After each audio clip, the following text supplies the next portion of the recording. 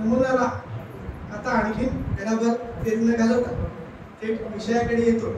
विषय सुरू करण्यापूर्वी आदरणीय जोगळेकर मॅडमनी मला इथे निमंत्रित केलं. इथे आल्या आल्या या वास्तूचं दर्शन घेणं इथला सगळा आम्हाला साधारणतः अनुभव असा आहे की वक्ता आधी पोहोचतो आणि नंतर श्रोत्यांची वाट बघत राहतो आणि विशिष्ट श्रोते जमले की मग प्रवचन सुरू होतं. इथे उलट होतं, श्रोते येऊन आधी नीट जागा घेऊन बसले होते आणि त्यांना वक्त्यांनी वाट बघायला लावली. असं कधीतरी चित्र पाहायला मिळालं की बरं वाटतं. हे चित्र आज आपल्या चांगल्या आयोजनामुळे शक्य झालं. त्यांना नमस्कार करतो. सहकारी आयोजक चक्रदेव सर, परांजपे सर यांना देखील नमस्कार करतो. आज माझं भाग्य असं आहे की आमच्या परिवारात काम करणारे संस्कार भारतीचे अध्यक्ष गरवारे साहेब इथे आहेत. त्यांच्यासमोर नतमस्तक होतो. आणि परम भाग्य असं की ज्या रायगड जिल्हा कीर्तन संकुलातून माझ्यासारख्या अनेक तरुणांना दिशा, गती, कोणीतरी हे आदर्श आहेत म्हणजे आपण जास्ती गडबड करणार नाही अशी मनोभूमिका ज्यांच्यामुळे शक्य झाली ते आदरणीय श्रीराम पुरोहित सर यांच्या समोर नतमस्तक होतो. श्रीराम नाव असल्यावरती वागण्याच्या काय काय जबाबदाऱ्या येतात हे या श्रीरामाकडनं या श्रीरामाला कळलं. खूप मनापासून आपण इथे उपस्थित आहात, आपल्याला वंदन करतो आणि विषयाकडे येतो. आपण परिचय करून देताना जो एक भाग सांगितलात ना की इथे या वास्तूमध्ये एक प्रवचन झालं पाहिजे ही धारणा आहे आयोजकांची आणि तो मान मला मिळतोय. याच्यासारखं दुसरं भाग्य नाही. हे सगळं जे आहे त्यांचं 10 मिनिटाचं विवेचन ते अत्यंत महत्वाचं आहे की या गादीवरती बसणाऱ्यांनी कुठली कुठली बंधनं पाळली पाहिजेत, पथ्य पाळली पाहिजेत. यासाठी आम्हाला पण काहीतरी मार्गदर्शिका हवी असते. नाहीतर लोकांशी बोलता बोलता आम्हाला वाटायला लागलं आपणच भगवान आहे. थोडं थोडं असं काही ऐकल्यावरती पाय आणखी जमिनीवर होतात, जमिनीत अधिक घट्ट जातात आणि जगण्या वागण्याची एक दिशा मिळते. म्हणून त्याही बद्दल मी खूप मनापासून आभारी आहे. आपल्या समोर बोलायचं म्हणजे काय, आपल्याला उपदेश करायचे, आपल्याला सांगायचं समजावून अध्यात्म काय असतं, त्या लोकांनी काय काय केलं आणि तुम्ही कसं कसं करा. तर माझी भूमिका बिलकुल तशी नाही. साधारणतः ऑडियन्स जो आहे तो माझ्या आई वडिलांच्या वयाचा आहे. म्हणजे मी काय तुम्हाला शिकवणार. तरी पण तुमच्या चेहऱ्यावरचं एक कुतूहल मला दिसतंय की आम्हाला हे ऐकायचं आहे. ते कुठलं कुतूहल असेल तर ज्ञानेश्वर माऊलींनी म्हणून ठेवले तसं बालकाचे साठी पंते हाती धरली पाठी. गुरुजी असा तो बारीक कोरून शिकवत असतो, मग त्याला येत नसतं का मग कसा काढायचा. त्याला येत असतं पण आपल्या बालकांनी शिकावं, त्यांनी पुढे जावं म्हणून तो त्याची उत्सुकता घालवू देत नाही. तद्वतच तुम्ही जगदीश मूर्ती श्रोते माझा उत्साह ढळू देऊ नये म्हणून कुतूहलानं ऐकताय अशी मी माझी धारणा करून घेतो आणि आपल्या समोर नतमस्तक होऊन सेवेला सुरुवात करतो. एक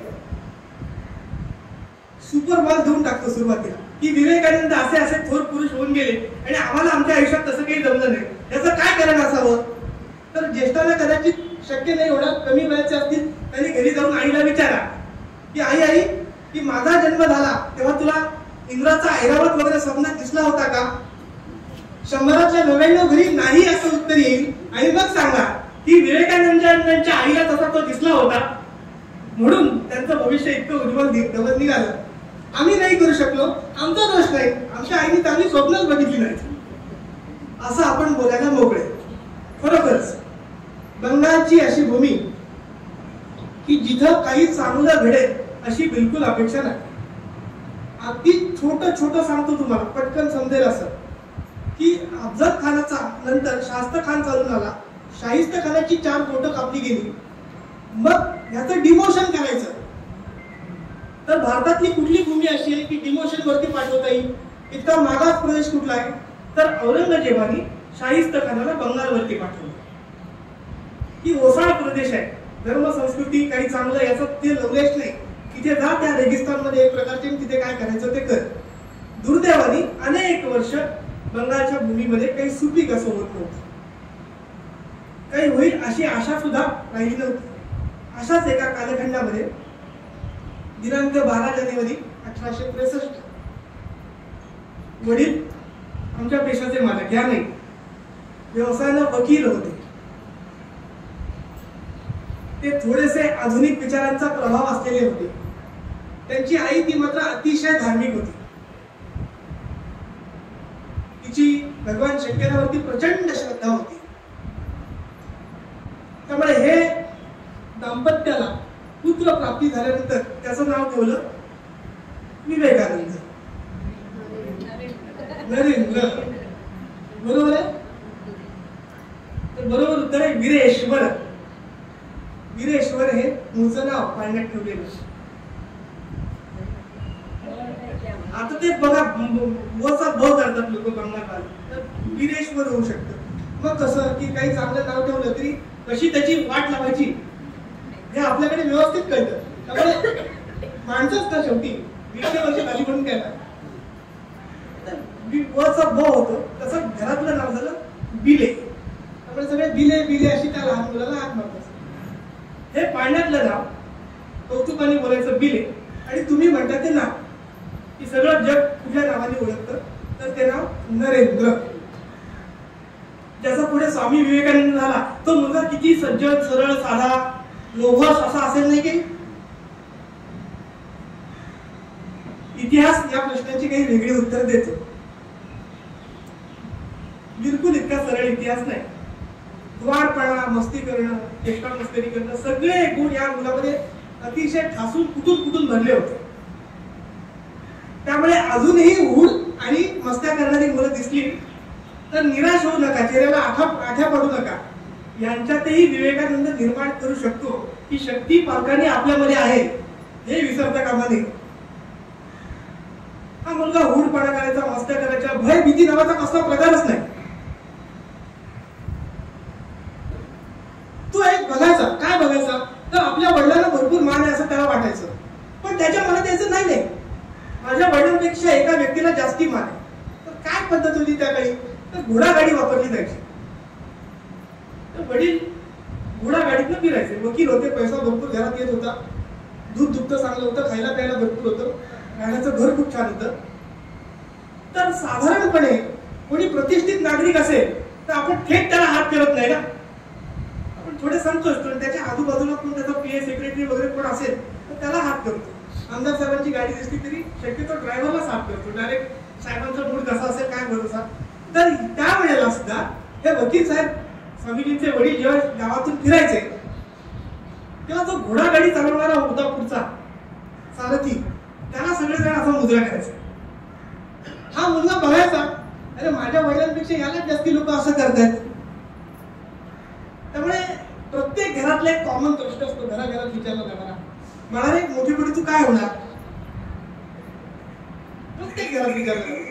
आणि मग काय सुरुवात होते, डॉक्टर होणार, लोकांची ऑपरेशन करतात, हळूहळू टक्के कळायला लागतात. मग तो म्हणतो नाही ॲलोपॅथीला ऍडमिशन मिळणं कठीण आहे, जमलं तर आयुर्वेदिक डॉक्टर. मग ते कळतं की हे जरा कठीण आहे. मग नॅचरोपॅथीचे चांगले कोर्स हल्ली येत आहेत. हे डॉक्टर होण्याचं स्वप्न रोडवरती मॉलिशवाला होण्यापर्यंत येऊन संपतो. तर हा मुलगा उत्साहाने काय म्हणायचा, वडील मोठे वकील आहेत, मी मोठा वकील होईल असं नाही. उत्तर तुम्हाला कळलेलं आहे. मान कुणाला मिळतो, घोडागाडी जो चालवतो त्याला मान मिळतो, आणि जे मान मिळेल ते पद आपल्याला मिळालं पाहिजे. लहान मुलाचं कॅल्क्युलेशन येते. तो म्हणाला मी घोडा चालवणारा होणार, घोडागाडी चालवणारा होणार. आता सुजाण पालकत्व हल्ली विषय असतो चर्चेचा. ते कसं असतं बघा, आपल्या घरामध्ये वडिलांची रिॲक्शन काय आली असते आपण विचार केला बरा. कोत्रीत मारेल अशी भाषा वापरण्यापासून ते प्रत्यक्ष कृती करेपर्यंत असं काहीही होऊ शकलं असतं. वडील संतापले नाही, चिडले नाही. ते म्हणाले बाळा घोडागाडी चालवणारा व्हावी तरी घरातलं चित्र दाखवलं. भगवान योगेश्वर श्रीकृष्ण अर्जुनाचा रथ हाकत होते. घोडागाडी चालवणारा झालास ना तरी या योगेश्वर कृष्णासारखा हो. मुलं अशी छोट्या छोट्या गोष्टींमध्ये घडत जात असतात. भीती नावाचा प्रकार नाही, एक पूर्ण स्वातंत्र्य मोकळीक आहे. मग कुठे गेला मस्ती केली की घाबरवायची एक पद्धत असते ना, पडवून लावायचंय मुलांना. तर दुर्दैवाने आपल्या महाराष्ट्रामध्ये आमच्या प्रवचन कीर्तनाला गर्दी होत नाही. लहानपणापासून धाक असा घालतात मला, गडबड नाही करायची, बुवा येईल. अरे बुवा येईल म्हणजे पोरं थांबतात काय सांग. त्याला सांगितलं आज बुवा येणार, तो येतच नाही देवळाच्या आसपास. तर त्या काळामध्ये एक माळी बाबा जो बाजूच्या कुठल्या कंपाऊंड मध्ये होता तो पळून लावायचा झाडावरती. ब्रह्मराक्षस आहे, ब्रह्मराक्षस. जी झाडावर चढलेली कैऱ्या बिऱ्या खायला पोरं असायची, अशी झर झर झर झर उड्या मारायची, पळून जायची. त्याला सांगितलं हे ब्रह्मराक्षस आहे. हा म्हणाला कुठला ब्रह्मराक्षस?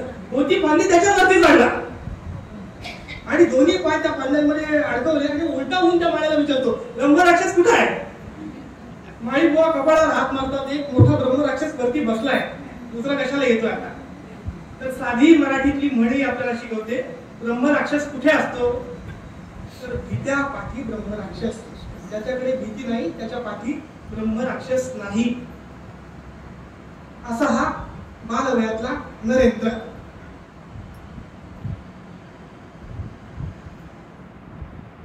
ऐकायला नवल वाटेल, आपल्याकडे आशील आले, डॉक्टर साहेब पण आहेत. बाहेर काहीतरी त्यांचा वेळ जावा, आपण आधीच्या माणसाशी बोलत असतो तर काहीतरी त्याचा वेळ जावा म्हणून काहीतरी कार्यालयामध्ये सोय केलेली असते. काय सोय असेल? कुठे सकाळ लोकसत्ता, फार तर तरुण भारत, बसावाच वेळ जाईल. कुणीतरी चहा कॉफी सतत मागत असतं, भारतीय पेय म्हणून त्याला मान्यता आहे. आता मलाही मिळणार आहे प्रवचन चांगलं झालं तर.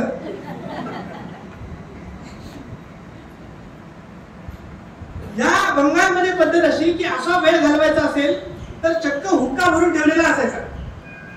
मग येणारे लोक हुक्का मारत बसायचे, काही गैर नव्हतं. नैतिकतेच्या वगैरे कल्पना या प्रत्येक राज्याप्रमाणे राष्ट्राप्रमाणे वेगवेगळ्या असतात. त्यातली गंमत अशी की त्यातही व्यस्तात पण जातीयता आहे. हिंदू धर्माचं वैशिष्ट्य आहे सगळे मिळून वाईट काम करू पण त्याच्यातही जात मजा. मग हुक्का जे फोडणारे जे काही, आता ते शब्द मला माहिती नाही, माझा काही अभ्यास नाही त्याच्यावरती, तर ते वेगळे वेगळे ठेवलेले असायचे की अमुक जातीच्या लोकांना हा, मध्यम जातीच्या लोकांना हा, उच्च वर्गाला हा आणि अनुसूचित जातीतले असतील तर हा. तर हा नरेंद्र काही माझे लोक ओढत असतात, त्यामुळे कोणी घरात नाही, लक्ष नाही हे बघून त्यांनी ओढायला सुरुवात केली. 3-4 वेगवेगळे प्रत्येक ठिकाणी जाऊन एक एक एक एक एक एक झुरका मारतो. आता कोणीतरी बघितलं की ओरडायची वेळ आली. ओरडण्यासाठी 2 कारणं होती. एक कारण नव्हतं फक्त. कुठली 2 कारणं? तर हुक्का पिणं लहान मुलांनी म्हणून एकदा ओरडायचं, आणि दुसरी गोष्ट ओढला तो ओढलास, आपल्या जातीच्या सोडून खालच्या जातीच्या तो ओढलास, हे दुसरं ओरड. हे ओरडून झाल्यानंतर आपण कीर्तन प्रवचनांमध्ये मोठ्या माणसांच्या तोंडून जे ऐकतो आपण सगळे मानव एक, मग हुक्काची चव तर सेम आहे, मग वेगळं वेगळं का ठेवलंय? हा प्रश्न त्या लहान मुलाला पडायला लागला. चिंतनशील अशा छोट्या छोट्या गोष्टीतनं मुलं व्हायला लागतात. त्या रात्री त्याला झोप नाही आली, डोळापणं चालूच होता. काय गंमत आहे ना, आपल्याला भविष्यात काय काय काय काय मिळणार याचं स्वप्न लहानपणी अनेक जण करतात. हा बघायचा, कुठले कागद बघायचा? तर वडील अनेक जणांची मृत्यूपत्र करून ठेवायची. अरे याला हे दिलं, याला हे दिलं, याला हे दिलं, याला हे दिलं. यांनी बाबाला जाऊन विचारलं की तुम्ही सगळ्यांना अमुक अमुक अमुक याचं याला हे मिळेल, याचं हे मिळेल, तुम्ही मला काय देणार? अतिशय महत्वाचा प्रश्न आहे. येतोय आवाज? येतोय ना?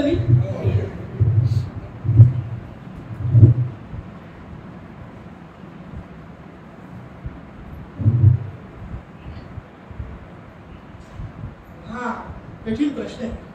आणि हल्लीचे सगळे पालक, नीट जे जे पालक आहेत ना, ज्यांची ज्यांची मुलं आहेत तरुण आणि ज्यांची नातवंड तरुण होत आहेत, आणि गांभीर्यपूर्वक ऐका. माझ्या मुलाला आयुष्यात काही करायला लागू नये म्हणून एवढीट करून ठेवा, घरं करून ठेवा. ती पोरं नालायक निपसतात, कर्तृत्व शून्य निपसतात. मी तुम्हाला असा सल्ला देत नाही आहे ते सगळं फुकून टाका म्हणून. माझ्या बोलण्याचं मर्म लक्षात घ्या आणि हे उत्तरही लक्षात घ्या. मी देत नाही, माझा अधिकारच नाही. ते काय झालं इतिहासामध्ये तेवढं सांगणं एवढाच माझा अधिकार. हे विश्वनाथ बाबू जेव्हा मुलगा विचारतो तुम्ही मला काय देणार, माझ्यासाठी तुम्ही काय सोडणार, त्या मुलाच्या खांद्यावरती हात ठेवला नरेंद्रच्या. त्याच्या खांद्यावर हात ठेवून आतमध्ये घेऊन गेले आणि आरशा समोर घेऊन उभं केलं. बघ मी काय ठेवलंय मागे. आई वडिलांनी आपल्याला जन्म दिला, प्राथमिक शिक्षण दिलं, बरं आरोग्य दिलं, चांगला देह आपल्याला त्याच्या कृपेने मिळाला, प्राथमिक शिक्षण मिळालं, तेवढंच पुरेसं आहे. बाकी काहीही करण्याची आवश्यकता नाही. बाकी सगळं करायचं ते आपण आपल्या कर्तृत्वावरती करायचं. त्यांच्या मनात नसेल कदाचित असं, पण नियती काही गोष्टी करून घेत असते, कदाचित ते जास्ती खरं असावं. दुर्दैव असं की सगळं काही स्वतःलाच करायला लागेल की काय, अशी परिस्थिती ह्या मुलाच्या जीवनामध्ये तयार झाली. लहानाचा मोठा झाला, कलकत्त्यामध्ये प्रेसिडेन्सी कॉलेजला जायला लागला, नंतर स्कॉटिश चर्चचं जे कॉलेज होतं तिकडे जायला लागला. हे सगळं करता करता पाश्चिमात्य लोक जे भारतात आले होते त्यांच्या शिक्षणाचा प्रभाव या मुलावरती पडायला लागला. मग या दुर्बोध मनाला प्रश्न पडायला लागले, खरंच हे काही ब्रह्मांड वगैरे म्हणतात ते काही खरं आहे का? ईश्वर नावाची कुठली वस्तू या जगामध्ये खरोखर असते का? अध्यात्मशास्त्र वगैरे काही म्हणतात हे फक्त ह्या कीर्तनकार प्रवचनकारांचे धंदे आहेत का? याच्यात काही वस्तुस्थिती विषयक पण आहे? असा सगळा विचार हा मुलगा करायला लागला. आणि त्या टीन एज मध्ये कॉलेजच्या नवीन नवीन दिवसात यांनी ठरवलं की ईश्वराबद्दल जे जे भाष्य करतात त्याला विचारायचं की तुम्ही आता बोललात देवाबद्दल, तुम्ही देव बघितलाय का? आणि हे ऐकायला आता छान वाटतं. 150 वर्षापूर्वी समजा तुम्ही त्या बाल नरेंद्रच्या घरी गेला, तर तो येऊन तुम्हाला पाया पडला, तुम्ही आशीर्वाद दिले, काय नारळाची वडी वगैरे केली असेल ती हातावर ठेवली आणि देवाच्या कृपेने तुझं भलं होते असं प्रेमळपणे सात्विकपणे आशीर्वाद दिला. तर बाळाचा पहिला प्रश्न, तुम्ही म्हणाल देवाच्या कृपेने, तुम्ही देवाला ओळखता काय? तुम्ही देवाला भेटलाय का? आता काय उत्तर द्याल बरं? मनाशी जुळवाजुळव करा प्रत्येकाने. अशी लगेच पहिली तपासणी सुरुवात तर आता बोलायचं काय आपण? मग तुम्ही भेटला नाही, तुम्हाला माहिती नाही, तुम्ही असा आशीर्वाद का दिला मला? कुठेही काही असू दे, आई वडिलांच्या बोलण्यात येऊ दे, कार्यालयामध्ये कुठे असू दे, सार्वजनिक जीवनात असू दे, देव शब्द आला की याने बौद्धिक गचंडी पकडलीच की तुम्ही आता देव म्हणला, तुम्ही भेटलाय का? तो कसा असतो बघितलाय का? मोठ्या लोकांना प्रश्न विचारला होता. केशवचंद्रांना प्रश्न विचारला, ते म्हणाले, बाळा तुझे डोळे एखाद्या योग्यासारखे मला दिसतात. आता ह्याला कळायला लागलं काहीतरी गडबड आहे. पण धरून ठेवलं, कोणालाही सोडायचं नाही. त्या काळची परंपरा अशी होती की आपण जे शिकलो ते जीव ओतून दुसऱ्याला शिकवा. जगभराची होती. पुरोहित सर या क्षेत्राचा पण व्यासंग मोठा आहे आणि शिक्षण क्षेत्रामध्ये काय काय चाललंय त्याच्यावरती त्यांचं एक वेगळं प्रवचन होऊ शकेल.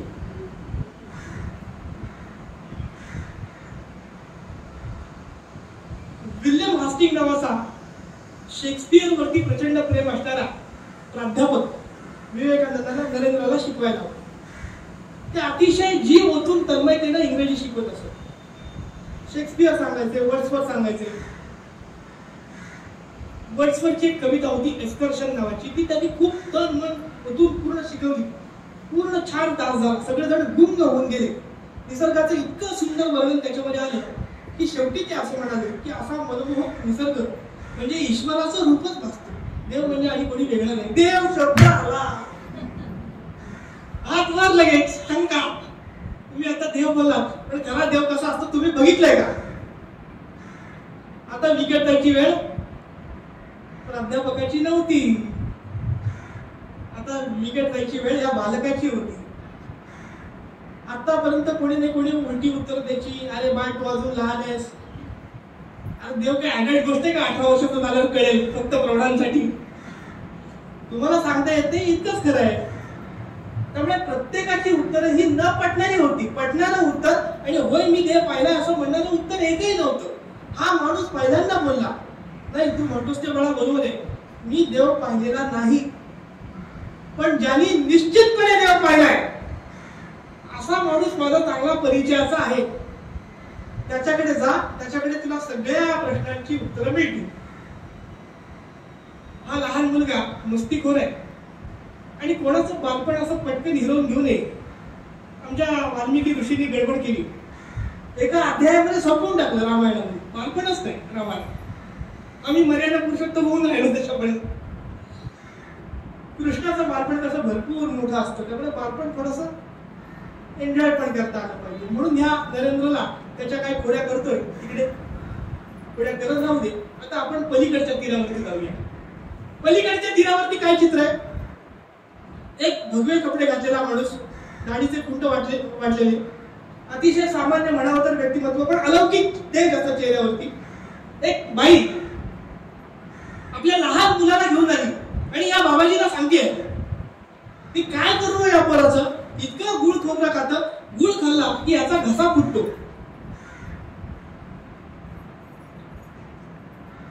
ऐकत नाही. मारलं, धुपटलं, समजावून सांगितलं, काही केलं ऐकत नाही. त्यांनी बघितलं वगैरे मुलाकडे काय करायचं प्रश्न पडला त्याला. थोडा विचार केला. आज कुठला वार आहे? वार कुठला? सोमवार. सोमवार आहे. 4 सोमवार जाऊ दे. 4 सोमवार मध्ये जाऊ दे. 4 सोमवार नंतर तू त्याला घेऊन ये परत माझ्याकडे.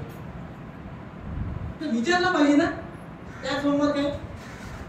पण तुम्हाला सांगतो या देशामध्ये भव्य वस्त्र जे परिधान करतात त्यांनी तारीख दिली तर काय म्हणून विचारायचं नाही. आणि दुसरा नंबर आमचा वकिलाला तारीख दिली का म्हणून विचारायचं नाही. 4 सोमवार नंतर काय म्हणेल त्याचं पण वाटवलं लागेल. सांगितलं ना पुढची तारीख मेली, आज कर्जतला जायचंय, 4 सोमवार नंतर यायचं. ती बाई गेली घेऊन, काय बिचारी करणार. 4 सोमवार वगैरे झाले, परत आली घेऊन. पण ते मागच्या वेळेला तुमच्याकडे मी आलेलं नाही का, मुलगा फार गुळ खातो, घसा करत होतो, अजून समस्या सुटत नाही, तुम्ही म्हणाला 4 सोमवार नंतर मी आज आले.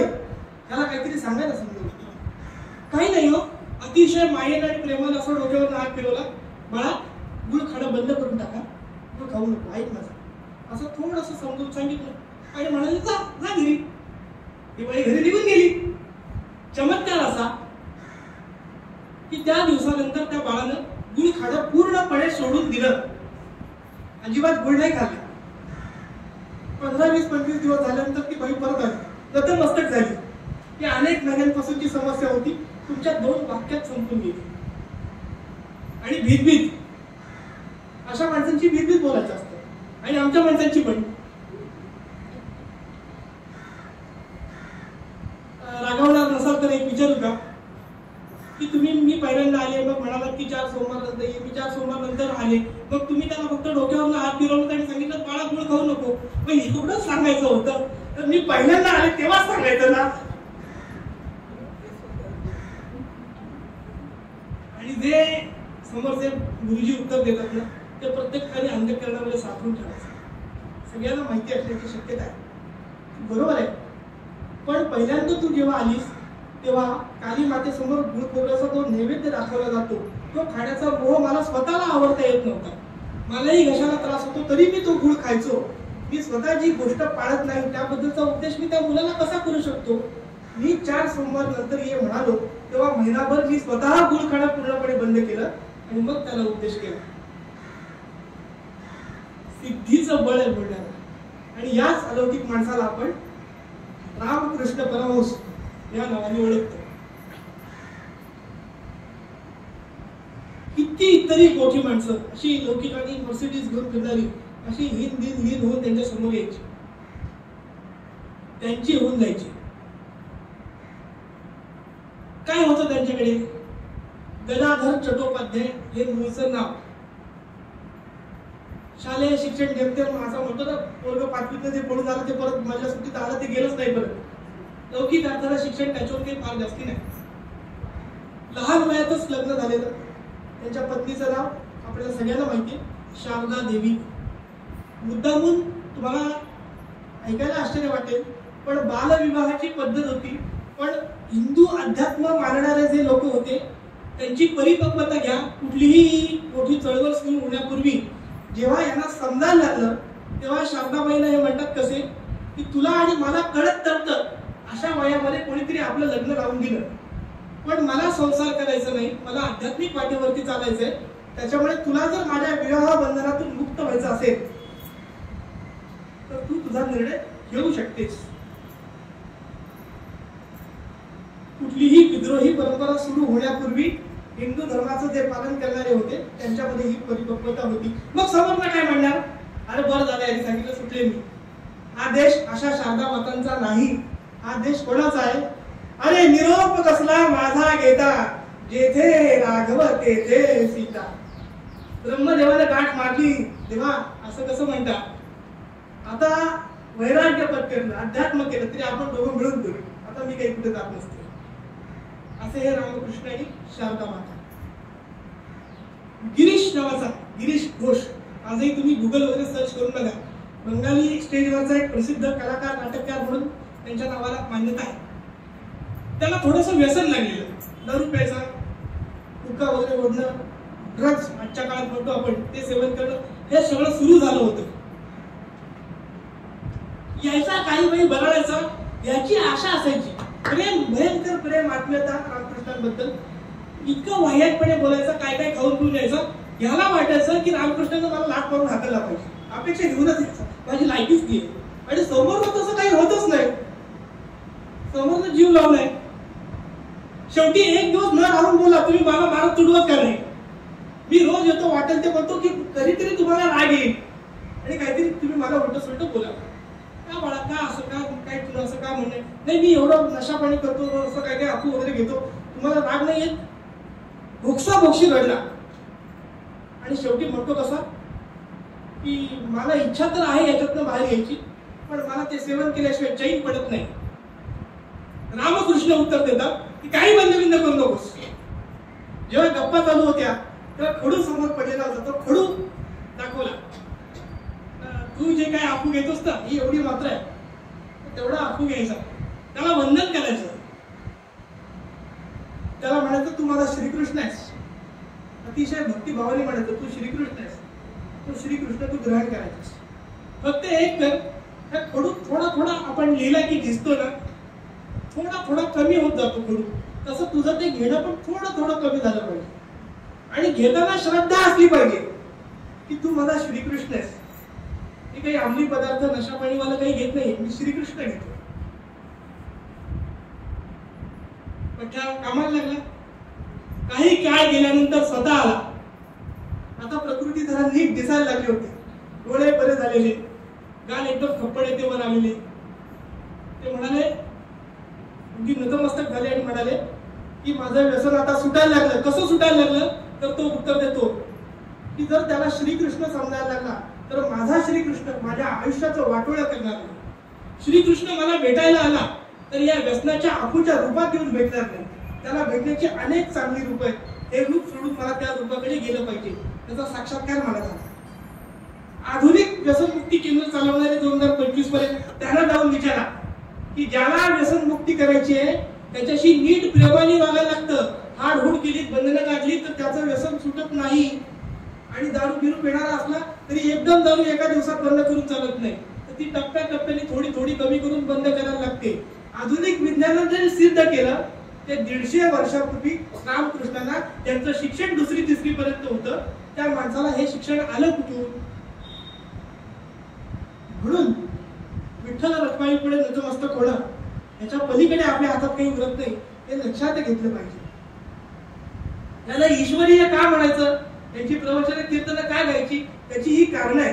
हे जन्मजात वर्ण कुठेतरी घेऊन आले आणि समाजाच्या भल्यासाठी त्यांनी हे सगळं वापरलं. वेळ थोडासा कमी आहे म्हणून थोडासा पुढे सरकतो. असं हे व्यक्तिमत्व कोणाची तरी वाट बघत होतं आणि कोणी कोणाला तरी सांगितलं होतं की जा बाबा जा, ज्यांनी प्रत्यक्ष भगवंत पाहिलाय असा माणूस तो तिथे दक्षिणेश्वरीला बसलाय, त्याला जाऊन भेट. असं ताड ताड ताड ताड ताड आला. काय रूप आहे बघूया. अत्यंत सामान्य व्यक्तिमत्व होतं. गेल्यानंतर रामकृष्ण इतकंच म्हणतायत, व्हॉट्सअप फेसबुक काही सुविधा नाही, स्टेटस लोड नाही केलेलं जाताना, वे टू रामकृष्ण वगैरे काही भानगड नाही.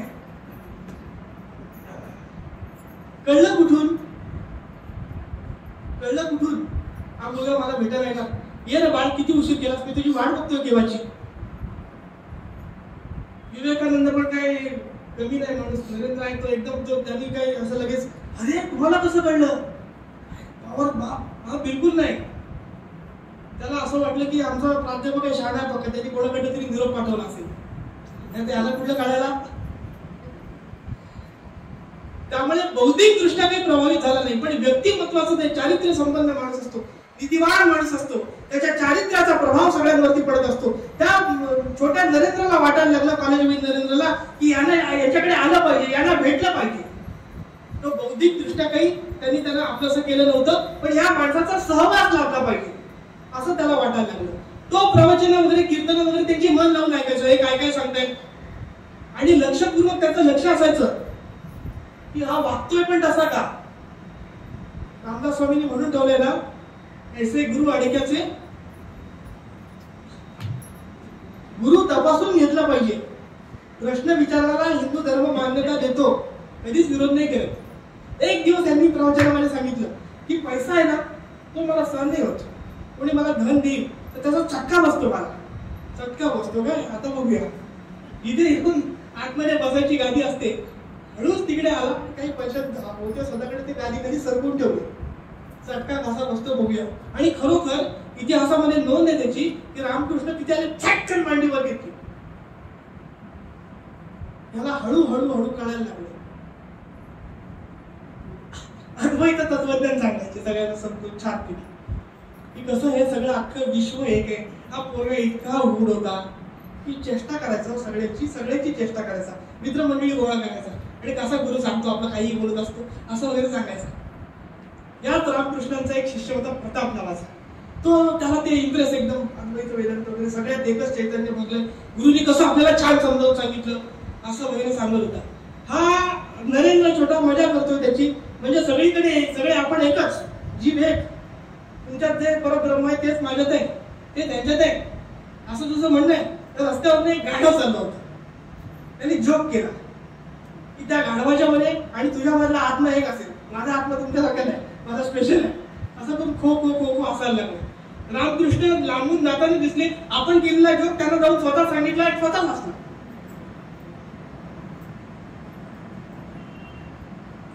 गुरु आहे त्याला वाटलं आता थोडीशी मजा घेऊया.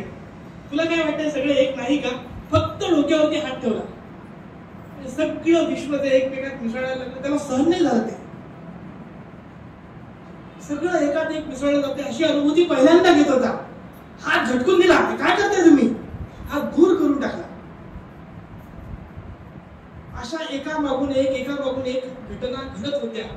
श्रद्धाभाव वाढत होता, पण दुर्दैवानं एका बाजूला इकडे वडिलांचं निधन झालं होतं. कितीही आध्यात्मिक असलं तरी भुसारा सामान मला गहू तांदूळाचे पैसे मागतो. त्यामुळे आता विवंचना अशी आहे की आध्यात्मिक उन्नती होतीये, पण घरनं पोटाचा प्रश्न निर्माण झालाय. आईला सांभाळायचंय, भावंडांना सांभाळायचंय, आता करायचं काय?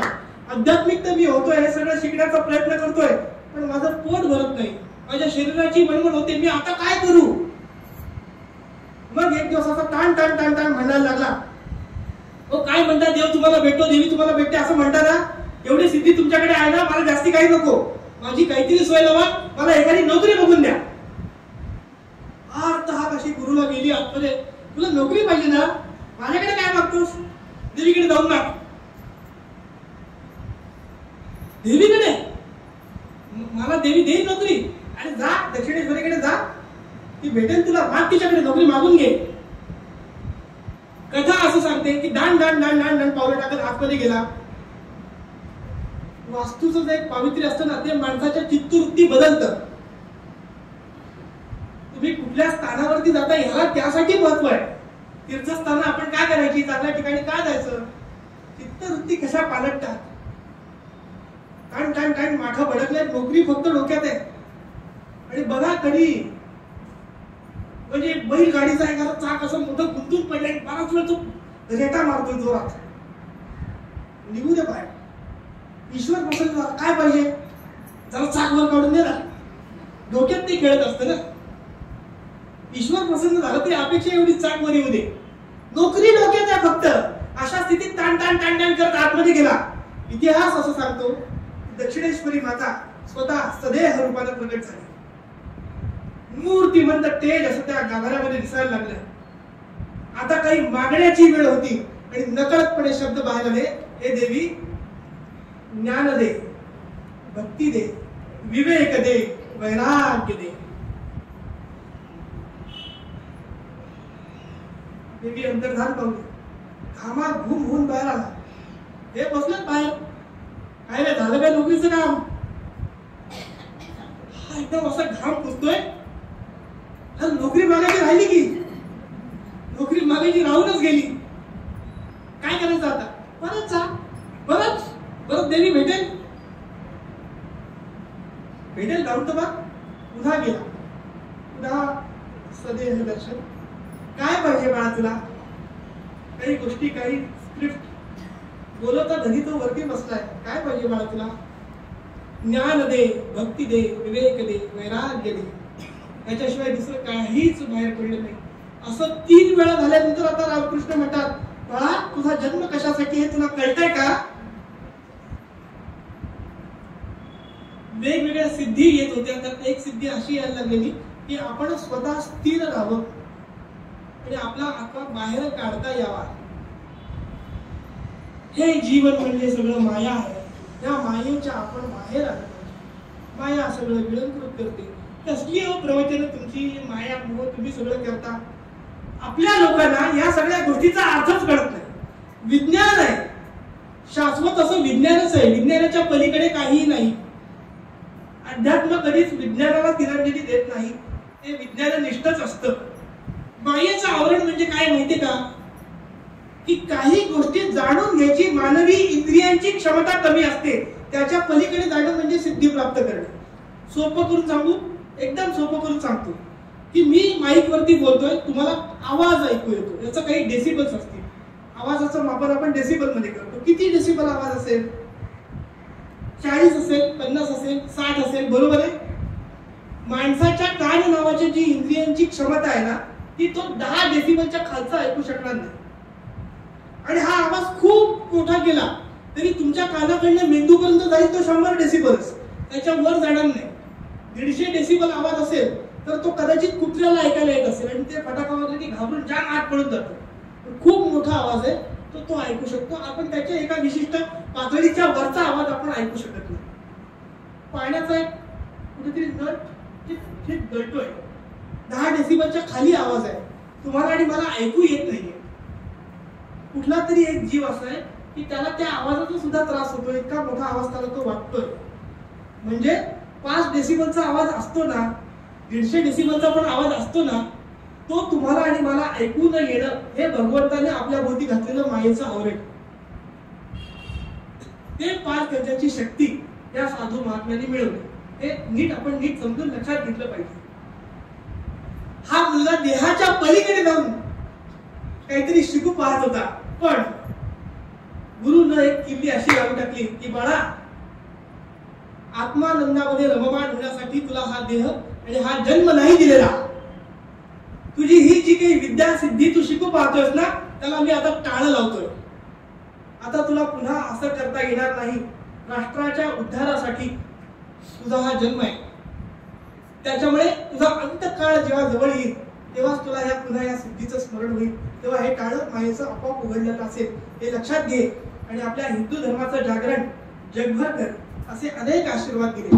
वेळ थोडासा कमी म्हणून पुढे जातो की अंतिम समय जेव्हा आला तेव्हा घट्ट हात या मुलाचा, नरेंद्रचा, रामकृष्णाला पकडून ठेवला. काय झालं कळलं नाही, पण एक प्रचंड मोठा ऊर्जेचा साठा त्यांच्याकडनं माझ्याकडे आला की काय अशी त्या मुलाची भावना झाली. रामकृष्णांचे त्यावेळेचे शब्द होते, आता माझ्याकडे देण्यासारखं काही राहिलं नाही, मी खंत झालो. त्यानंतर त्यांनी आपला देह ठेवला.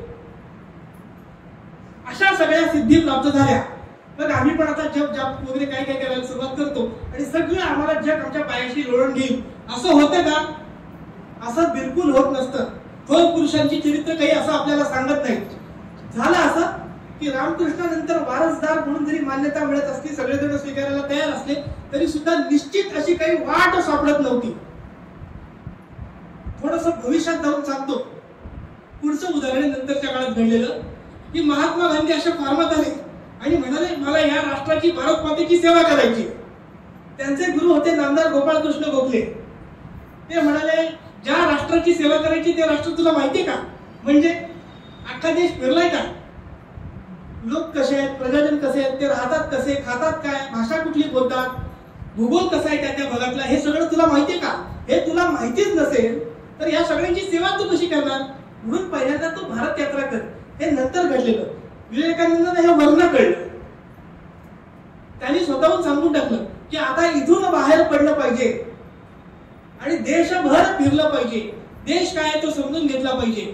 स्वतः काही विद्या आत्मसात केल्या पाहिजेत आणि जगाला शहाणं केलं पाहिजे. म्हणून प्रवास सुरू झाला. 5:15 वाजले. आधुनिक काळात सगळ्या सोयी सुविधा असतात ना. ताशी किती किलोमीटर आता मोदी सरकार आहे सांगता नाही येत. एकदा आता स्कीम येईल पुढच्या काळामध्ये की एअर मधनं अख्ख्या भारताला राऊंड मारून 2 तासात मुंबई एअरपोर्टला परत. आपण तर 15 मिनिटात येऊ बघ.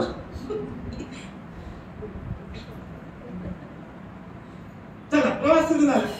हिमालयाच्या पायथ्याशी गेले आगमनाला. एन्सायक्लोपीडिया ब्रिटानिकाचे 10 खंड पडलेले योग विद्या. तो शरदचंद्र चटर्जी सर बरोबर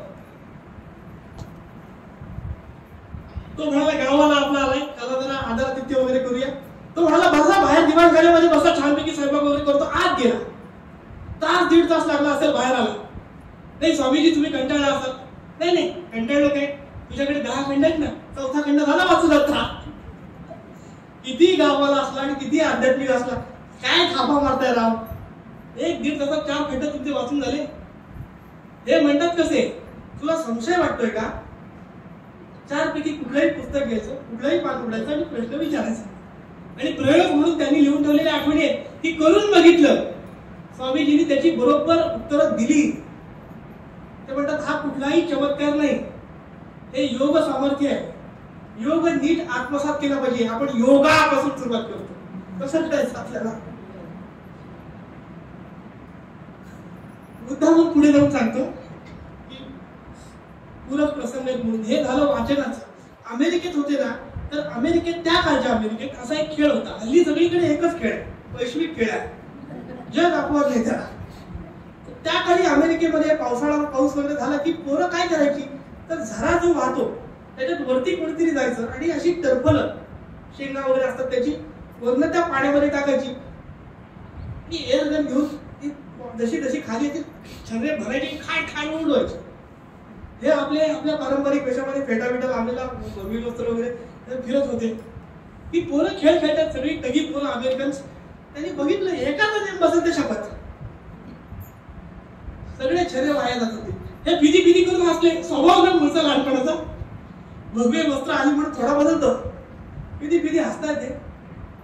हो हसता काय, आधी जरा भारतीय अवतार, त्यांना वाटलं यांची चेष्टा करता येईल, तुम्हाला येतं असं करता. बंदूक त्यांच्या हातामध्ये दिली, मारा बळी.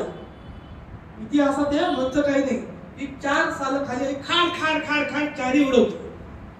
मग काय कलकत्त्यामध्ये असताना ट्रेनिंग घेतलं होतं का. आयुष्यात पहिल्यांदा बंदूक हातात धरली होती. कॉन्सन्ट्रेशन, एकाग्रपणा जो या धारणेतून प्राप्त झाला, त्याच्यामुळे हे होऊ शकलं. म्हणून आपल्या मुलांनी प्रत्येकाने घरात हे काय करायचं, तर आयुष्यात जी अनेक प्रकारची वेगवेगळी संकटे येतील त्याच्यावरती जी आपण उपासना म्हणून जी काही घरामध्ये करतो ना, सकाळी उठल्यावर आणि संध्याकाळी, पूर्वी प्रत्येकाच्या घरात होत असेल. त्याचं जे काही सामर्थ्य असतं ना, त्याचं प्रागट्य अशा प्रसंगामध्ये होत असतं.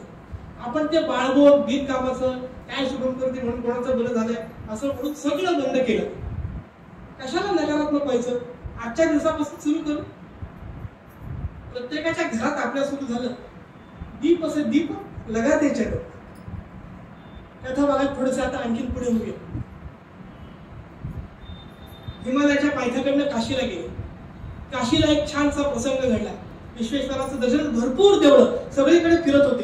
काशीला नॉर्थ मध्ये ना अशी लचके तोडणारी माकडं भरपूर. तुम्ही जरा बेसावध असला तरी तुमचा बळी गेलाच समजा. काळ बदलला तरी स्थिती नाही बदलली. आता माकडांच्या आता दांडकं वगैरे आली, आणखी वेगवेगळी रूपं आली. काय करायचं, तर कुठून तरी युक्ती आली की चण्यांची मोठी पुरचुंडी हातामध्ये घेतली. कुठे जर बाहेर माकडं आली की त्यांना चणे खायला टाकायचे. 1 देऊळ 2 देऊळ 3 देऊळ ते बघायचे. माकडं अशी अंगावर यायची. चणे घातले की जराशी थोडा वेळ शांत व्हायची. चणे संपले की परत हिंसक होऊन अंगावर येणार. पुरचुंडी कमी कमी होत गेली, पैसेही कमी होते. आता थोडा जीव घाबरला. थोडे चणे आहेत तोपर्यंत ठीक आहे, हे चणे संपले तर काय होईल. ही माकडं अंगावरती उडी घेतील, डोळ्यात बोटं घालतील, त्वचेवरती काही वार करतील. कसं काय करायचं म्हणून थोडे भ्यायला लागले होते. एक साधू होता बसलेला. त्यांनी बघितलं, हाक मारली, अरे बाळा घाबरतोस काय, त्या माकडाला घाबरू नकोस, चणे टाकू नकोस, जरा अंगावर जा, बघ काय मजा होती.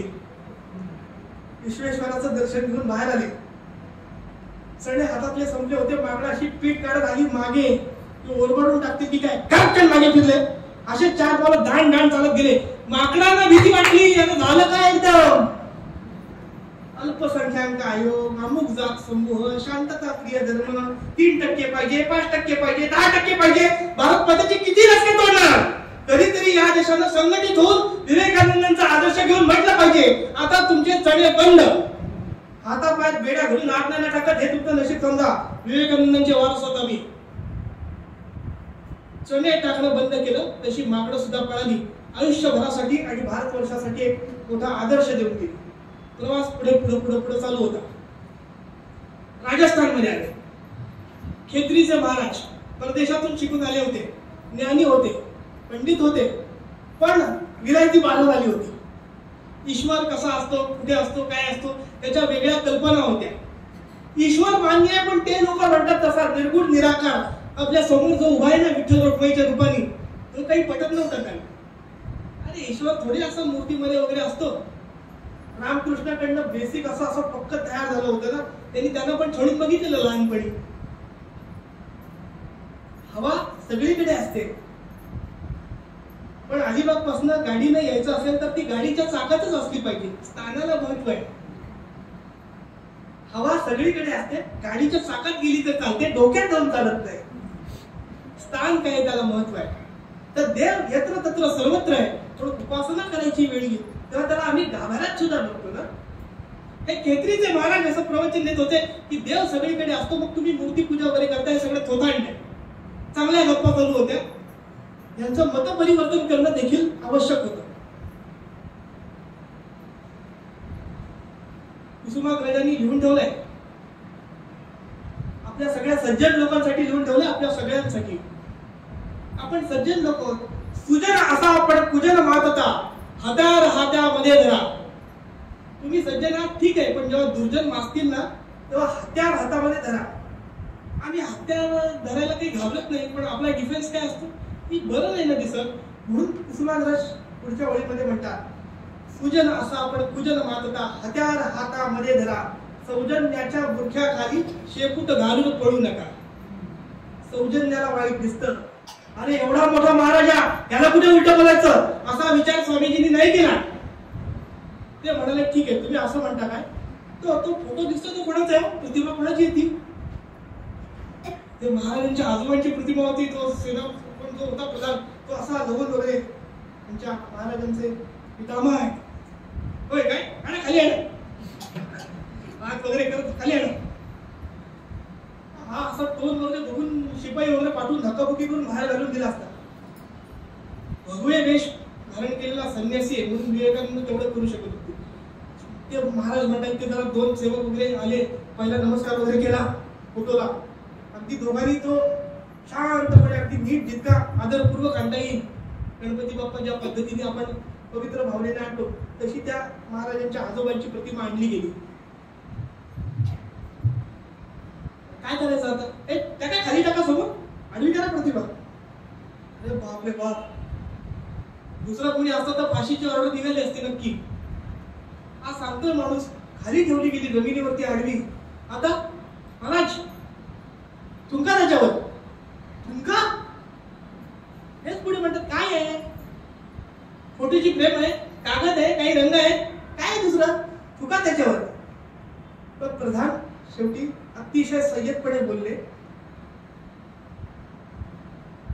की तुमच्यासाठी रंग असेल, तुमच्यासाठी कागद असेल, तुमच्यासाठी लाकडाची फ्रेम असेल, पण आमच्यासाठी महाराजांचे पितामह आम्हाला त्यामध्ये दिसतात, म्हणून आम्ही असं नाही करू शकत. यांचं उत्तर एकच होतं, ज्याला तुम्ही दगड म्हणताना त्याच्यामध्ये आम्हाला परमात्मा दिसतो, हे तुम्ही का नाही मान्य करत. एका छोट्याशा प्रसंगातून महाराजांना जो बोल व्हायचा तो झाला. किती वेळ आपल्याकडे, परत बोलवलं पाहिजे तुम्ही.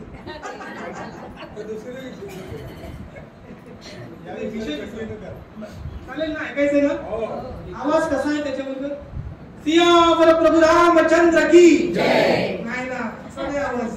महारुद्र हनुमान की जय. तसा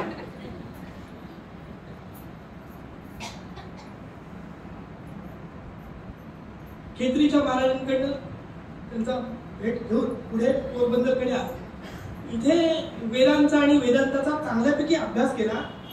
सगळ्याच गोष्टी वर्ण येतात, आणि खाली काही करता येत नाही म्हणून आपण अकर्मण्यवादी देखील व्हायचं नसतं हे पटवून देण्यासाठी अनेक शास्त्रांचा अभ्यास स्वामीजींनी ह्या लौकिक देह धारण केलेला असताना देखील केला. पोरबंदरला 11 महिने राहिले आणि वेदांचा व्यापक जेवढा जास्ती होईल तेवढा अभ्यास त्यांनी करून घेतला. त्याच्यानंतर आपल्याकडे आले. मुंबईमध्ये होते बॅरिस्टर रामदास छबिलदास होते, त्यांच्याकडे त्यांचा मुक्काम होता आणि हिंदू कायद्याचा देखील अभ्यास केला तिकडे. मग आता घाईघाईत पुढे सरकूया. पुढे जायला निघाले, पुण्याकडे जायला निघाले. पुण्याकडे जाताना एक छानस महाराष्ट्रातलं एक मोठं व्यक्तिमत्व त्यांची गाठ पडली. अनेक विषयावर चर्चा सुरू झाली. आधी गोल करून गप्पा मारणं चालू होतं, 5-7 लोक. मग कधी कधी कळतं ना आपल्याकडे की विषयाची जशी व्याप्ती खोली कळायला लागते तेव्हा चर्चेतलं काही जण माघार घ्यायला लागतात. तसं डब्यातले एक जण कमी बोलायला लागले. मग 2च माणसं सतत बोलत होती.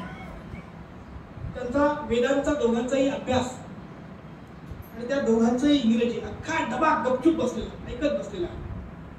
कोण होतं दुसरं व्यक्तिमत्व? तुम्हाला सगळ्यांना माहिती असलेलं व्यक्तिमत्व आहे. जर आपला भारत देश पारतंत्र्यात नसता तर हा माणूस देशातला मोठा गणितज्ञ असता. जर आपला देश पारतंत्र्यात नसता आणि त्याच्या मुक्ततेपासून काम करायचं नसतं तर हा माणूस देशातला मोठा खगोलतज्ञ असता. आपल्या सगळ्यांना कळलं असेल की लोकमान्य टिळक समोर बसले होते. त्यांची चांगली मैत्री झाली.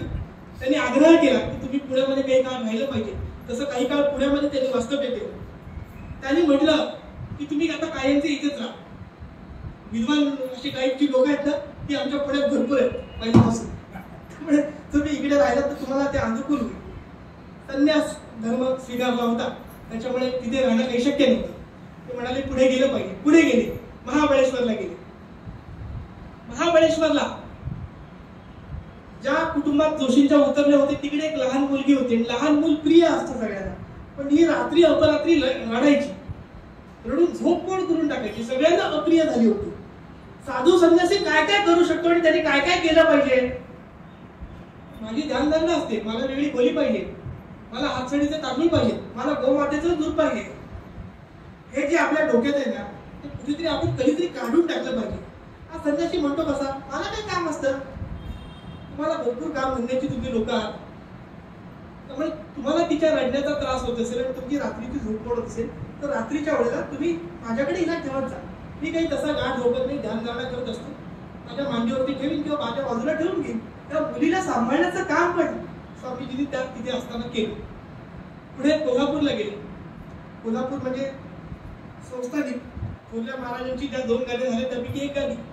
आनंदीबाई महाराजांनी प्रवास जेव्हा संपत होता तेव्हा खूप आग्रह केला की स्वामीजी आमची कोल्हापूर नगरी अशी दर्यादिल लोकांची आहे, तर तुम्ही इथं काहीतरी घेऊन गेलं पाहिजे. तुम्ही मोकळ्या हाताने इथून जाता कामा नये, काहीतरी घेऊन गेलं पाहिजे. खूप कसं काय मागायचं, मागणं बरं दिसत नाही. शेवटी खूप आग्रह केल्यावरती विवेकानंदांनी वस्तू मागितली आणि ती मागितल्यावरती त्यांना दिली गेली. श्रीराम सर मी गमतीने सांगतो नेहमी की काही बाबतीत आम्ही विवेकानंदांपेक्षा थोडीशी माणसं आहोत. काय विवेकानंदांना मागितलं आणि मागितल्यानंतर मिळालं. आम्ही असं बोलतो ना की गावोगावी फिरताना आम्हाला आपोआप मिळत असते ती वस्तू. कुठली वस्तू? तर ते म्हणाले तुमच्या कोल्हापूरच्या ज्या चपला आहेत त्या प्रसिद्ध आहेत, त्यामुळे माझ्या तशाही आहेत त्या तुटायला आल्या, तुम्ही त्या दिल्यात तरी चालेल. विवेकानंदांना मागून घ्यायला लागल्या होत्या, आम्हाला नाही मागायला लागल्या. लोकांकडे आपोआप मिळत असतात. असा हा कोल्हापूरचा प्रवास. दक्षिणेमध्ये गेले, खाली थोडे घाईनीच गेले. केरळामधली स्थिती अशी होती की भयंकर जातीयता. एक माणूस केवळ दुसऱ्याचा दुस्वास करतोय आणि तसा दुस्वास करतोय म्हणून ज्याचा दुस्वास केला जातो त्याला देखील काही वाटत नाही की आपल्याशी कोणीतरी वाईट वागतंय. अशा जातीची लोक समजली जायची की ह्यांच्या हातून या वरिष्ठ लोकांनी संन्यासी लोकांनी काही खायचं बीचं नसतं. बाप रे बाप. एकीकडे वेदांताचा प्रचार करायचा, अद्वैत वगैरे बोलायचं, दुसरीकडे काय चालू आहे. असाच कोणीतरी एक माणूस 1-1.5 दिवसाचा उपवास घडला होता आणि कुठून तरी भटकत असताना एक सर्वसामान्य माणूस त्यांनी विचारलं की खायला मिळेल. त्याने मला भूक लागली 1.5 दिवसापासूनची. त्यांनी त्याच्याकडे जी काही पुरचुंडी बांधली होती त्याच्यामध्ये भात होता, तो मोकळा केला की स्वामीजी माझ्याकडे हा भात आहे, त्याच्याबरोबर काही आहे, तुम्ही खाल का? हे तयार झाले, भूक इतकी. डबा उघडला. डबा उघडल्यानंतर समोरचा माणूस सांगतो, पण तुम्हाला चालेल ना, मी जातीने अंत्यज आहे, माझ्या हातचं तुम्ही खाल ना? छटकन हात मागे लावा. त्याला काहीच वाटलं नाही. रोज हेच बघत होता तो. आणि ते कुसुंडी परत बांधायला सुरुवात केली. 2 मिनिटांनी यांच्या डोक्यात आलं की मी ज्या विचारांचा प्रचार करतोय, तर जर आमचा समाज असा वागत असेल, जाती जातीमध्ये भेद करत असेल, एकमेकांपासून कोणाला तरी कमी आणि कोणाला तरी श्रेष्ठ समजत असेल, तर हा हिंदू धर्म कधीही एक येणार नाही. त्याला हृदयाशी कवटाळलं त्या माणसाला आणि म्हणाले, आता मी एकटा नाही खाणार, आता तू आणि मी दोघांनी सोबत खायचं. दोघांनी सोबत जेवण केलं. आणि मग विद्रोही चळवळीला खूप जे नंतर सुचलं ना, ते विवेकानंदांनी त्यांच्या काळात सुरू सुद्धा केलं होतं. अवघा हिंदू एक. विवेकानंद हे आपलं मोठं बलस्थान. आजही सगळे हिंदुत्ववादी गर्व असे का हो हम हिंदू है, त्याचा पुनरुच्चार कोणी केला? स्वामी विवेकानंदांनी केला. अवघा हिंदू एक करण्याचा प्रयत्न केला. केरळ संपून पुढे कन्याकुमारीला गेले, मातेच्या चरणी लीन झाले. सगळा मी व्यासंग करतोय, वेद शिकतोय, लोकांना भेटतोय, पण निश्चित अशी काही दिशाच सापडत नाही. दिशा सापडण्यासाठी काय करायचं? विचार करतायत एक मोकळं बेट समोर दिसतंय, त्या समुद्रामध्ये आहे. त्यांना वाटलं एकटं जाऊन बसावं, या समाजापासून वेगळं व्हावं. सगळ्यांच्यात येऊन बसलो ना की हातुरे होतात, फोटो काढले जातात, वाहवा होते. पण आत्मज्ञान काही घ्यायचं असेल तर एकांतात जावं लागतं. त्यांना इच्छा झाली की आता कुठेतरी हा एकांत मला मिळाला पाहिजे. काही मच्छीमार समाजाचे लोक होते, ते बोटिंगनी तिकडे काही पैसे घ्यायचे, तिकडे नेऊन सोडायचे. त्याच्याकडे पैसेही नव्हते फारसे. त्यांना विचारलं, चौकशी केली तर इतके रुपये होतील. आता पैसे पण नाही तेवढे हातामध्ये. चेष्टेत म्हणतात ना, दुसरा काही मार्ग आहे का? त्यांनी विचारलं. हो आहे ना, असा समुद्र असा फेसाळतोय. आधी बघताय नाही, मला माहितीये काय ते समुद्राचं रूप असतं. हा आहे मार्ग, मारुडी जा पोहत पोहत. ती अक्षरशः चेष्टा होती. समुद्राने जर रौद्र रूप धारण केलं असेल तर असा विचार सुद्धा करू शकत नाही. नागपूरचे एक कवी आहेत, म्हणतो बोबडे नाव त्यांचं. ती कविता आहे फार सुंदर, आठवली तर सांगतो. सागर तार्द बाहुबलाने, सागर पोहून द्यायची बाहुबलामध्ये ज्याच्या ताकद असते, त्यास नाव मिळो न मिळो रे. त्या माणसाला ती नाव मिळाली काय नाही मिळाली काय? ओळख पटली ज्यास स्वतःशी, त्यास वेद कळो न कळो रे. ते स्वतःची ओळख पटवण्यासाठी जात होते आणि पहिल्या ओळी पण स्वार्थ होत्या. सागर तार्त बाहुबलाने, त्याचं नाव मिळाले काय नाही मिळाले काय, घेतली उडी आणि कापत कापत कापत कापत त्या स्मारकावरती, त्या आता त्याला आपण शिला स्मारक असं म्हणतो. मुद्दामून विषयांतर होईल पण सांगतो की संघाचे एक कार्यवाह होते, एकनाथजी रानडे नावाचे. संघाने पूर्ण वेळ त्या कामासाठी दिलं आणि राष्ट्रीय शिला स्मारक तयार झालं. त्याचं वैशिष्ट्य असं की विवेकानंदांच्या नावाने स्मारक तयार होणार असेल तर कुठलं तरी ते एक राज्य नाही करणार. भारतभरात जेवढी सगळी राज्य आहेत त्या प्रत्येक राज्य सरकारकडनं डोनेशन घेतलं गेलं आणि ते शिला स्मारक बनवलं गेलं. कटू आहे पण ऐकून ठेवा, केरळमध्ये कम्युनिस्टांची राजवट होती. कम्युनिस्टांकडनं विवेकानंदांच्या स्मारकाला पैसे मिळाले नाहीत. या देशावरचे राज्यकर्ते आपण कोणाला बसवतोय, कोणाला इतके वर्ष सहन करतोय, त्याचंही कुठेतरी चिंतन केलं पाहिजे. 3 दिवस आतमध्ये राहिले. राष्ट्राच्या उत्थानासाठी आता आपल्याला निश्चित दिशा गवसली आहे. या आत्मविश्वासानं बाहेर आले. मद्रास मध्ये आल्यानंतर लक्षात आलं की सर्व धर्म परिषद नावाचा एक कार्यक्रम अमेरिकेमध्ये शिकागो मध्ये होणार आहे. तिकडे स्वामीजींनी गेलं पाहिजे. पण या मद्रासी तरुणांनी ठरवून टाकलं की तिकडे त्यांना पाठवायची आपण काहीतरी व्यवस्था करूया. पैशाची व्यवस्था ही केंद्रीच्या महाराजांनी करून दिली आणि इतके दिवस गेले तरी ज्या नावाने मी प्रवचन करतोय ते नाव प्राप्त झालं नव्हतं. इतकं विवेकनिष्ठ अध्यात्म तुम्ही मांडता स्वामीजी की विवेकानंद नाव धारण करा. हे केंद्रीच्या महाराजांनी, जे उलटा युक्तिवाद आधी करत होते, त्यांनी त्यांना सांगितलं आणि मग विवेकानंद हे नाव त्या नरेंद्रनं धारण केलं. मधल्या काळात वेगवेगळी नावं त्यांची होती. थोडं घाई घाईत आता पुढे जातो. 5:34 होऊन गेले. 10 मिनिटं घेतो. अध्यात्म माणसाला बावळट असण्याची परवानगी देतं. आपण सगळे लोक ते ईश्वराची उपासना करतो. कोणी येऊन रडलं आपल्या पुढे, घरानं मांडलं, पैसे उसने मागितले, काही मदत मागितली, आपण विचार न करता करून टाकतो. आपल्यातला ईश्वरी भाव आपल्याकडनं ते करून घेतो. त्याच्यामुळे आध्यात्मिक लोकांना ते पहिल्यापासूनच परवाना मिळाला नाही, विशेष परवाना. बावळटपणा करण्याचा अधिकार आहे त्यांना. तिकडे जाऊन पोहोचले. त्या सभेसाठी जाण्यासाठी एखादं कोणीतरी शिफारस पत्र द्यायला लागतं. त्या गोष्टीची काही माहितीच नाही. हिंदू धर्माला काही पडलेली पण नाही की आमच्यातला कोणीतरी विद्वान तिकडे पाठवला पाहिजे. तिकडे गेल्यावर कळलं की असं काहीतरी शिफारस पत्र पाहिजे. हा कार्यक्रम होणार सप्टेंबर महिन्यामध्ये, हे पोहोचले जुलैमध्ये. 2 महिने करणार काय? कुठेतरी त्या शिकागोच्या आसपास ट्रेनमध्ये अशी मोठी चर्चा चालली होती आणि हे त्याग वगैरे अशा गोष्टी समजून सांगत होते. बघा, मी बोललो ते वाक्य परत रिपीट करतो ते वाक्य की अध्यात्म माणसाला बावळट असण्याची परवानगी देतं. तुम्ही त्याग बोलताना, तुम्ही कुठून आलाय वगैरे सांगताना, तुम्ही त्यागी येत नाही एवढे, तुमच्याकडे पैसे ते मला देऊन टाका.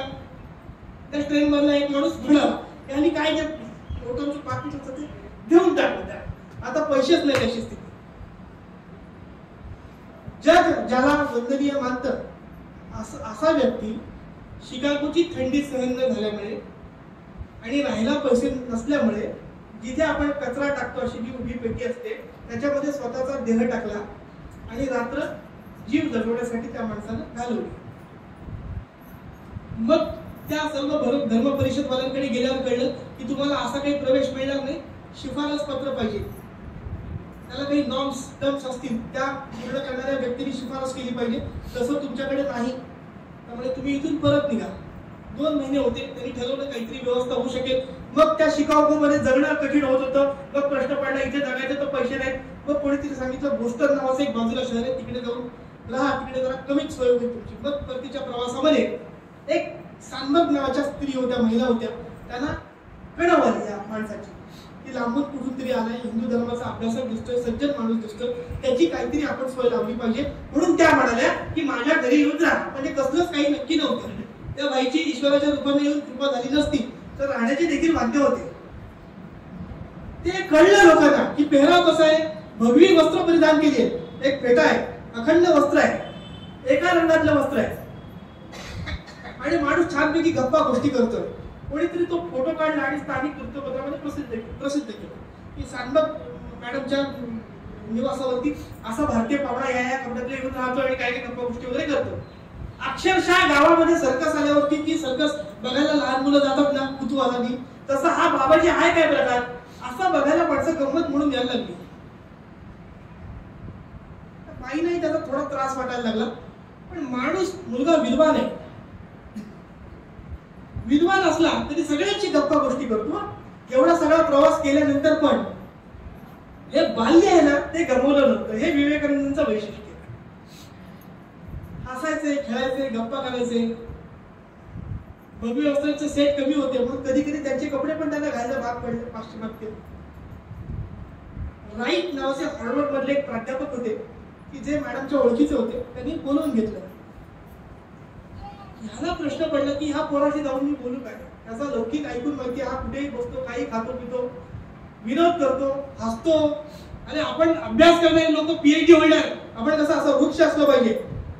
काम जनता जी समोरून जाईल त्याला तुच्छ लेखलं पाहिजे, सामान्य लेखलं पाहिजे. कोणाच्या तेही बसतो, कोणाच्या तेही मिसळतो. कसं काय, याच्याशी काय बोलणार आपण. म्हणून चला काही नाही तर हवा पालटाच्या गोष्टी करू. कसं आहे हवामान तुमचं, कसं आहे आमचं, चहा कसा मिळतो तुमच्याकडे आमच्याकडे, असं ठरवून हा प्राध्यापक स्वामीजीला भेटायला. गप्पा सुरू झाल्या. अर्धा तास, 1 तास, 2 तास. मानवतेचं हित कशात आहे, जगाचं हित करण्यासाठी साधू महंतांनी आतापर्यंत कुठले प्रयत्न केले, वैज्ञानिक पातळीवरती काय शोध लागले, सगळा धर्मविचार इतका प्रभावित झाले राईट की त्यांनी ठरवलं की तुमचं शिफारस पत्र मी देणार.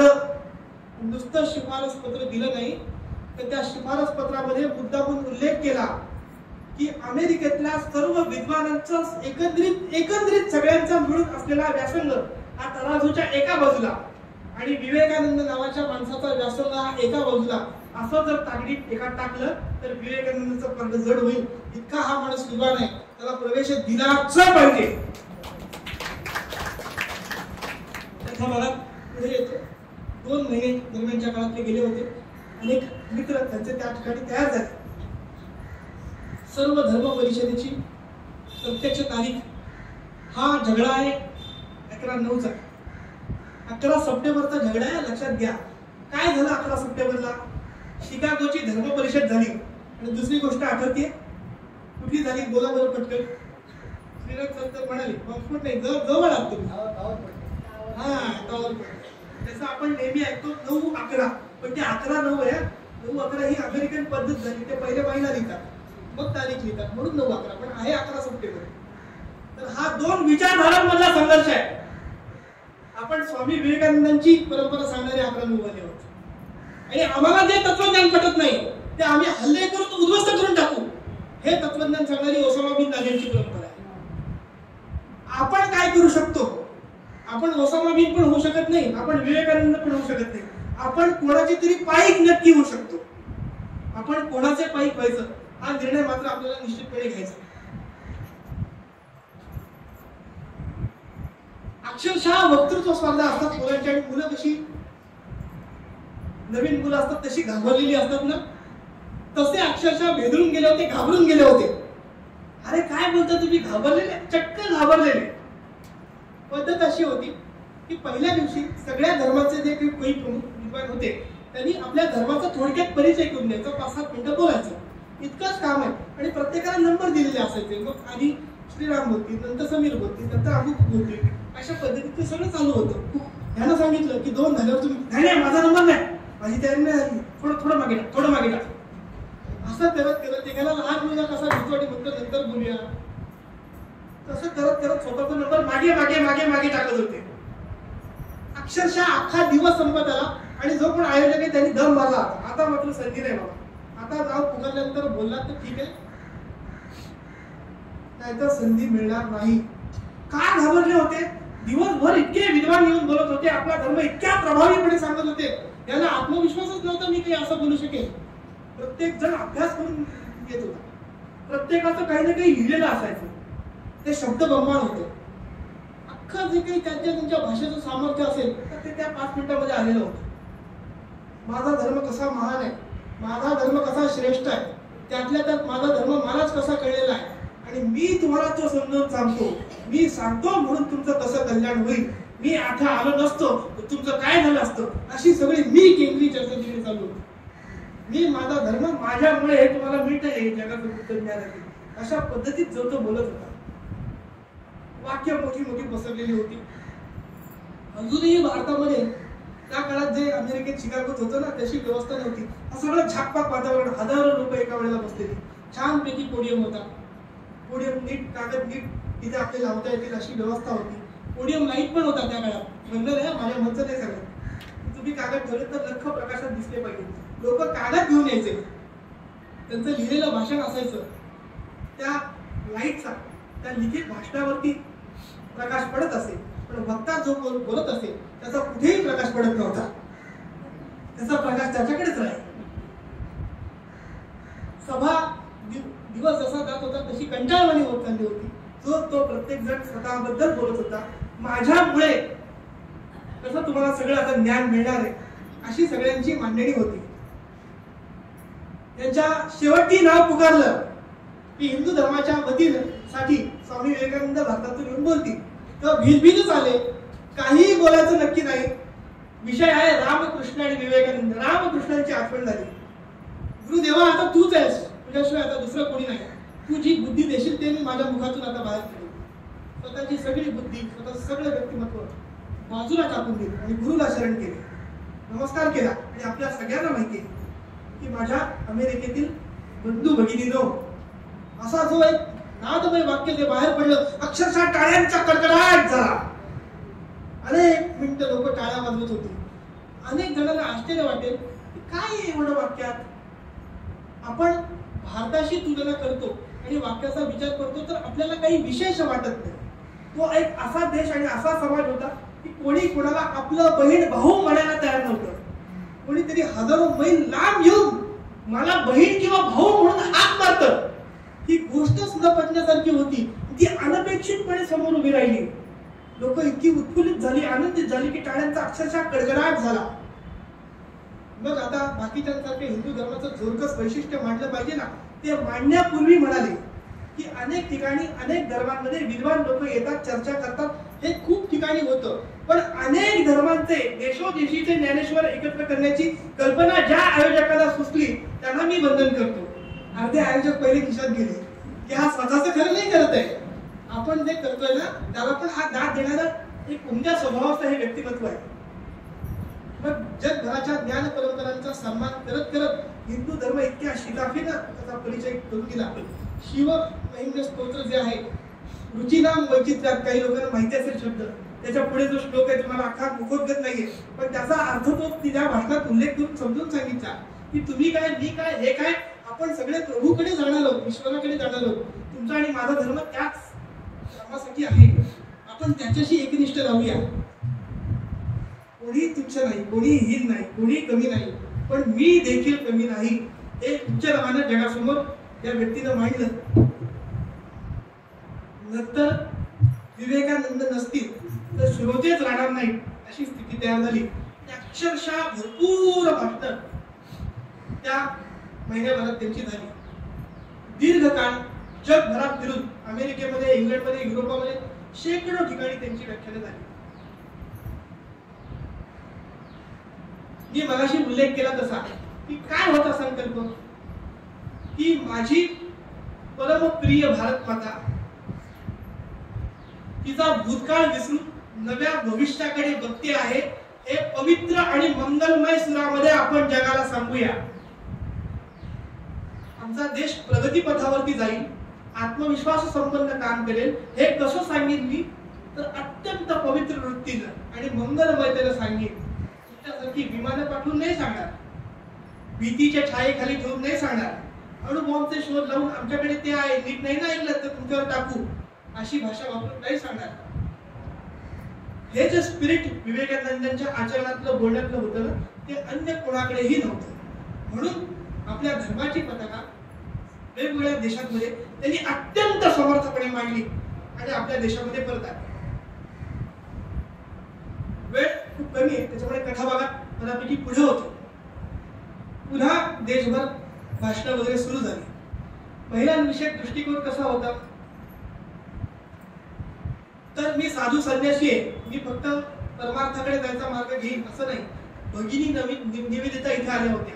स्त्री शिक्षण, प्रत्येक मुलीला शिक्षण मिळालं पाहिजे ही विवेकानंदांची कल्पना होती.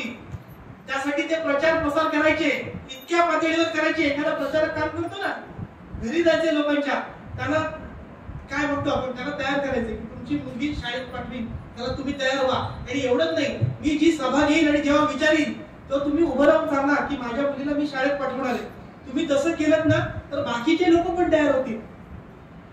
ज्याला ईश्वर गवसला त्याला हे करण्याची गरज होती का? पण त्यांनी कुठलंही काम तुच्छ मानलं नाही. भगिनी निवेदिताने जेव्हा शाळा काढली मुलींची तेव्हा काय सांगितलं असेल, बाई ग गणित शिकवशील.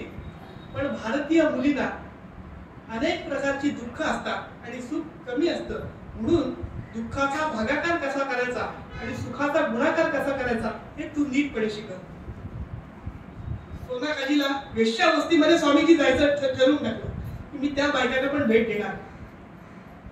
काय आनंदाची लहर आली की आमच्याकडे येतात ते कुपुरुषच असतात. कुठलाही सच्चिल पुरुष आमच्याकडे येत नाही, पाहत नाही. तो आमच्याकडे आला तर त्याचं नीती चरित्र भ्रष्ट होईल की काय असं वाटणारे सज्जन आतापर्यंत आम्ही बघितले. कुठला महात्मा आला हा, तो स्वतःच म्हणतो आम्ही तुझ्याकडे येतो म्हणून. त्यांची भेट ठरली. सोनाकाजीमध्ये गेले. जी माऊली समोर औक्षण करायला आली होती ना, अक्षरशः काय वाटेल ना आपल्याला, चांगलं जपच एवढं भाषण दिलं असेल, चांगलं ज्ञानाच्या गोष्टी सांगितल्या असतील, तुम्ही करताय तो धंदा कसा चुकीचा आणि तुम्ही बाहेर आलं पाहिजे ह्याच्यावरती बोलले असतील. असं काही केलं नाही. खाली वाकून पाय धरले आणि हुकसा बुकशी रडले आणि म्हणाले, माते तू हे जे काम करतेस ना त्यासाठी तू जबाबदार नाहीस, हा आमचा समाज यासाठी जबाबदार आहे. मी या जन्मात हे काम नाही करू शकलो याची मला खंत आहे. हे बोलून त्याही स्त्रियांचा सन्मान केला आणि आपली यात्रा पुढे चालू ठेवली.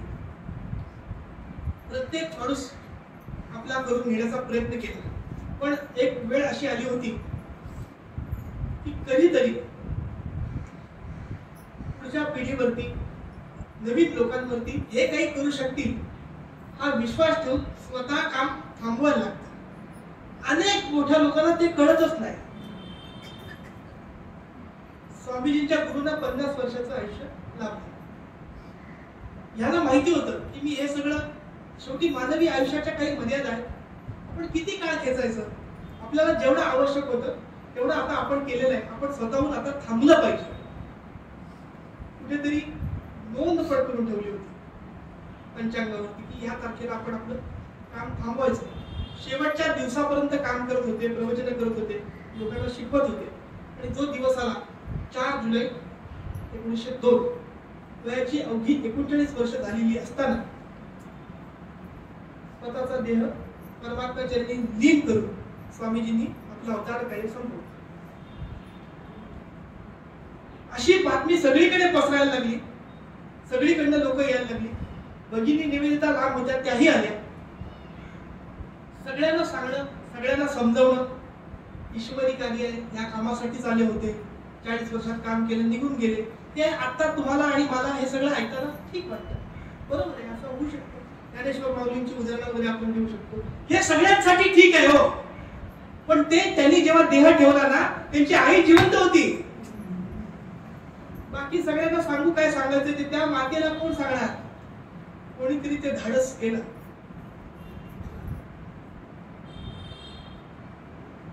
ती माता बाहेर आली, पाया पडली. माणूस आकाशाकडे बघून शून्यात वगैरे बोलतो ना, तशी तंद्री लावून बोलायला लागली की बाळा तू माझा होतासच कुठे? तू शिवाच्या कृपेनं मला झालास, तू आयुष्यभर हे शिव कार्य करत राहिलास. तुझा माझ्या पोटी जन्म झाला म्हणून आपलं नातं असं की तू नमस्कार करावा आणि मी आशीर्वाद द्यावा. पण लेका हे काय केलंस? तू निघून गेलास, देह ठेवलास आणि माझ्यावर वेळ आणलीस की मी तुझ्या पाया पडावं आणि तू मला आशीर्वाद द्यावीस. मला खात्री आहे तुझे काम केलंस ना. अरे इंद्रदेव स्वतः त्याच्या ऐरावत असं स्वर्गामध्ये तुझी वाट बघत असेल, तो तुला नक्कीच सिंहासनावर बसवेल. पण या वेळेला आईला विसरू नकोस. इथे कुठे बसशील ना, काही काळानंतर मी पण तिकडे येणार आहे, माझ्यासाठी थोडी जागा शिल्लक ठेवशील ना.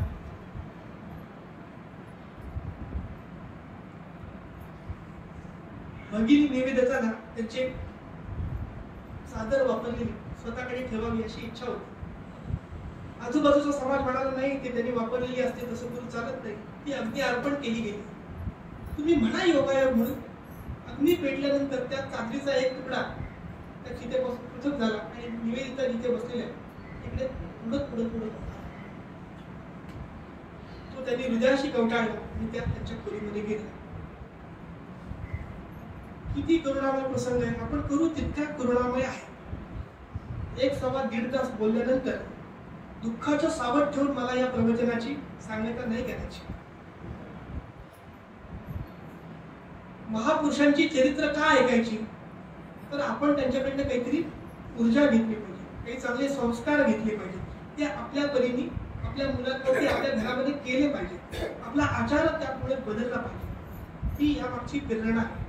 आपण आपल्या परीनं काम करतो ते मरेपर्यंत करत राहूया असा संकल्प करूया. ते नुसतं मरेपर्यंत करायचं नाही, तर आपल्यानंतर आपल्या पुढच्या पिढीकडे ते तो वारसा कसा हस्तांतरित होईल. मृत्यूपत्र करून फक्त स्थावर आणि जंगम मिळकत देता येते, वकील म्हणून सांगतो, पण त्या मृत्यूपत्रात लिहून संस्कार नाही देता येत. आणि ते फक्त आपल्या मुलांवरतीच करायचे असाही काही नियम नसतो. आपल्याला जे सत्य पटलं त्याच्याशी प्रामाणिकपणे आणि सातत्यपूर्ण काम करणं हे माझं प्रवचन नाही आहे. परत हा प्रवचनाचा या समारोप करताना देखील राजयोगामध्ये स्वामी विवेकानंदांनी जी कथा सांगितली ती सांगतो आणि शेवट करतो की 2 ऋषी होते. कुठल्या तरी काळातली, जुन्या काळातली गोष्ट आहे. 2 ऋषी होते आणि अशी भयंकर उग्र तपश्चर्या करत होते. यस होय, हा देह त्यागून, हा 184चा योनीचा फेरा संपून मी परमात्म्याकडे जाणार. 2 ऋषी असे कामाला लागले होते. ईश्वर एकाला प्रसन्न झाला आणि म्हणाला काय पाहिजे? मोक्ष पाहिजे. हो मिळेल ना, इतकी उग्र तपश्चर्या चालली आहे, कधी मिळेल? अजून 4 जन्म जातील. वेळा व्हायचा बाकी राहिला तो. अरे अख्खं आयुष्य गेलं तुझी आराधना तपश्चर्या करण्यामध्ये. शरीरावरचं मांस इतकं वाढून गेलं की त्या आता हाडाला चिकटलेलं दिसतंय.